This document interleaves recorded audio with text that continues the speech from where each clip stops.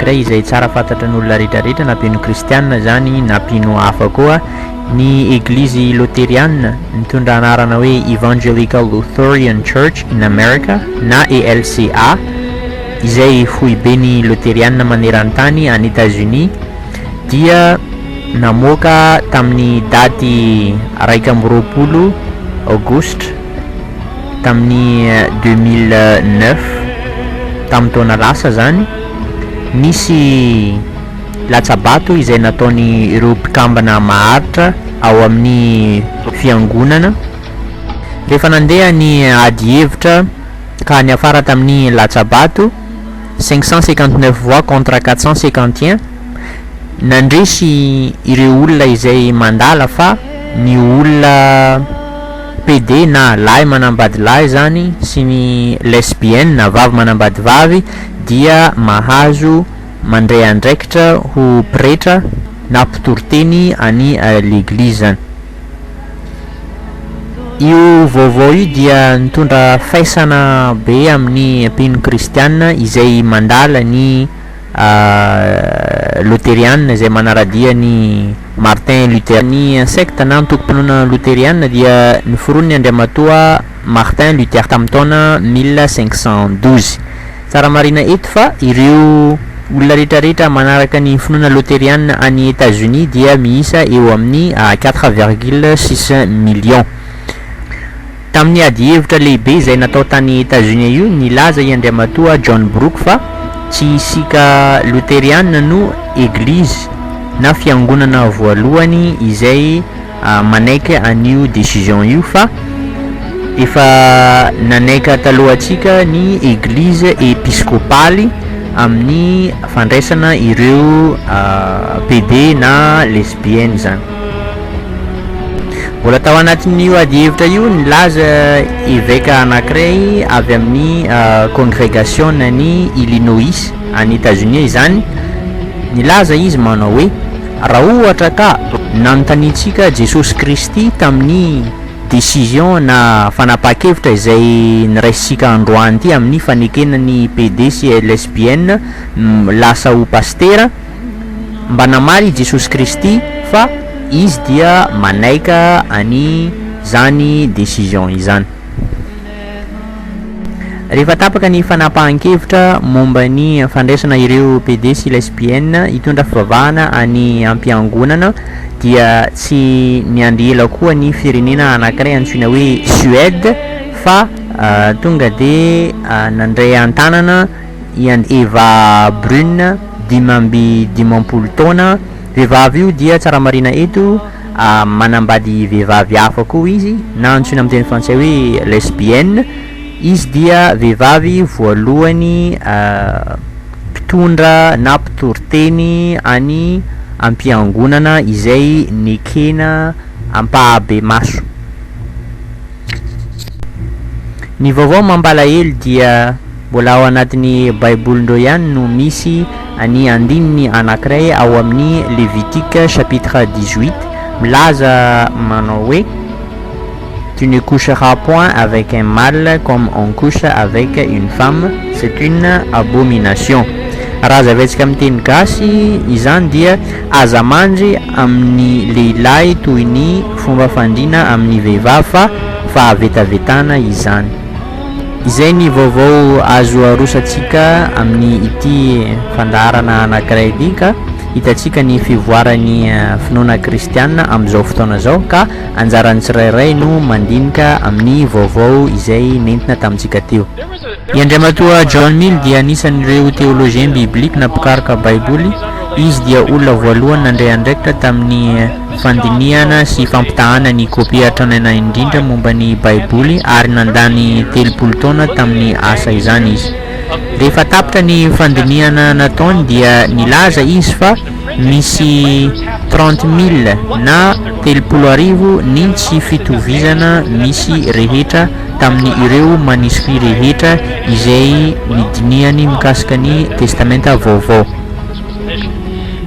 tamin'ny fotoana io dia diso fanantenana daholo ireo mpino kristianina tamin'izany fotoana izany satria ilay olona nantenaina hiaro ny fahamarinan'ny baiboly dia nilaza tampahabe maso fa misy 30,000 ny tsy fitovizana ao anatin'ny baiboly izany dia misy ny tsy fitovizana ary misy koa ny adisoana, misy koa ny fifanipahan-kevitra sy ny maro hafa koa.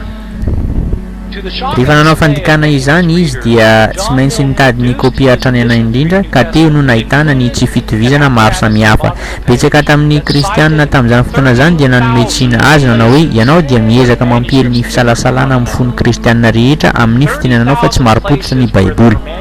Nefa nisy koa ny vondron'olona nanohana azy fa tsy izy velively no namorona izany fa izy dia nilaza fotsiny tamin'ny be sy ny maro fa misy ireo 30,000 tsy fitovizana ireo ary hazo amarinina izany rehetra izany.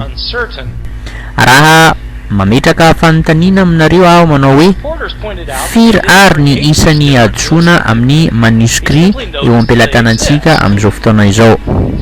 Alohaka maliko an'izany dia tiako marina eto fa ireo 30,000 na 30,000 tsy fitovizana hitan'ny John Mill ireo dia atao anatin'ny manuscrit miisa 100 teo am-pelatanany ihany. Nefa isika izao dia efa manana 5,700 na 750 manuscrit na takelaka ho an'ny Nouveau Testament na testamenta vaovao fotsiny.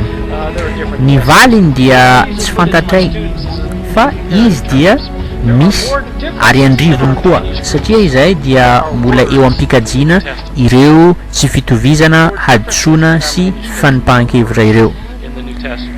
Misy aminay mpikarika dia milaza fa 100,000 ny totaliny, misy koa miteny hoe 200,000, misy miteny hoe 400,000.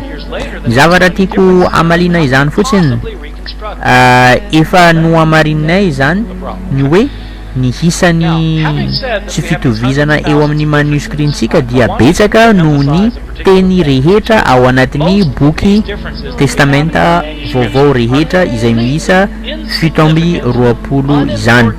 Tiako marina eto fa ny isan'ny teny rehetra ao anatin'ny testamenta vaovao izay ahitana boky 720 dia miisa 181,253 mots. Raha vitantsika ny manisa an'izany teny rehetra izany dia mbola betsaka noho ny isa izay nometsika teo ny adisoana rehetrarehetra izay hitan'ireo manampahaizana anatin'ny manuscrit 5,700 na 750 izay nazahoana ny testamenta vaovao.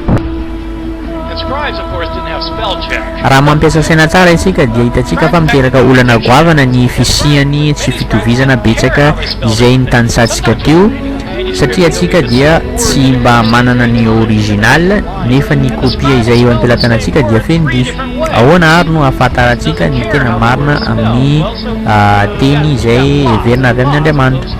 Miantso ny fanahy masina aza isika dia mbola tsy fantatra ihany izany satria fanahy masina dia tsy tonga ilaza amintsika fa ireto daholo ny adisoana rehetrarehetra. Tiako marina eto koa fa misy amin'ireo tsy fitovizana betsaka ireo dia tsy mba manova zavatra betsaka akory tahaka ny tsy fahalalana manoratra anaran'olona satria betsaka amin'ireo mpanoratra ireo dia nanoratra anaran'olona anankiray amin'ny fomba maro samihafa. Raha jereko tsara ireo mpanoratra ireo dia azoko ampitahaina amin'ny mpianatra izay tsy mba mahay manoratra akory. Tsy vitan'izany koa fa averimberina ny fehezanteny betsaka ao amin'ny baiboly. Tiako lazaina aminareo koa ny olana tena goavana izay hitako tamin'ny manuscrit mikasika ny baiboly izay mitondra anarana hoe manuscrit 109 amin'ny teny grika io manuscrit io. Raha jerentsika tsara ity manuscrit anankiray izay mitondra laharana 109 ity izay nadika tamin'ny teny grika ary natao tamin'ny parachemin na hoditra biby zany ho hitantsika eto fa midorona na reradreraka ity mpanoratra ity satria nahoana rehefa nandika ny filazantsarany Lioka izy. Tiako marina eto koa fa ny filazantsarany Lioka dia filazantsara faharoa izay milazalaza momba ny genéalogie na taranaka na tongavany Jesosy Kristy. Raha jerentsika tsara ny filazantsarany Matthieu na Matthieu zany milaza koa i Matthieu mombamomba ny généalogie-ny Jesosy Kristy nanomboka tamin'ny Abrahama ka hatramin'ny taty aoriana zany. Nefa Luka dia milaza ny généalogie-ny Jesosy manomboka tamin'ny Adam jusqu'à amin'ny Jesosy taty afara zany. Raha jerentsika ny soratra izay nataony mpanoratra anankiray izay nanoratra ny parachemin numéro 109 ity dia nandika ny généalogie-ny Jesosy Kristy izy, milaza izy fa Adam manana ray antsoina hoe Feri, nefa mbola tsy nitsahatra ihany koa izy fa mbola nilaza koa fa Andriamanitra koa mbola manana ray antsoina hoe Aram. Hitantsika tsara fa tena adisoana tanteraka izany nefa tsy tonga akory ny fanahy masina mba nanitsy azy teo zany. Hitantsika teo fa misy ny karazana adisoana goavana izay nataon'ireo mpanoratra baiboly tany taloha tany nefa ny fanahy masina dia tsy mba niseho mba nanitsy azy ireo akory. Araka ny hitanareo teo fa misy ny adisoana ao amin'ny kopia izay nazahoantsika ny baiboly eo am-pelatanantsika zao, nefa tiako marina eto fa io adisoana io dia antsoina hoe accidentel, fa nefa kosa misy ny adisoana hafa izay ao anatin'ny baiboly ao izay heverina hoe fananina izany. Ohatra amin'izany ny Marka chapitre 1 milaza manao hoe indro aho maniraka ny anjelika eo anoloanao izay anamboatra ny lalanao. Nefa raha nijerenay ny Isaia rehetra manomboka amin'ny chapitre voalohany ka hatramin'ny chapitre farany dia tsy hita ao akory zany, nefa hita any amin'ny chapitre Exodus. Hitantsika eto fa adisoana goavana io satria diso ny filazana io. Raha mijery ny manuscrit efa taty aoriana ianareo dia mahita fa efa tsy ao intsony ilay Isaia fa ilay mpaminany fotsiny no tavela.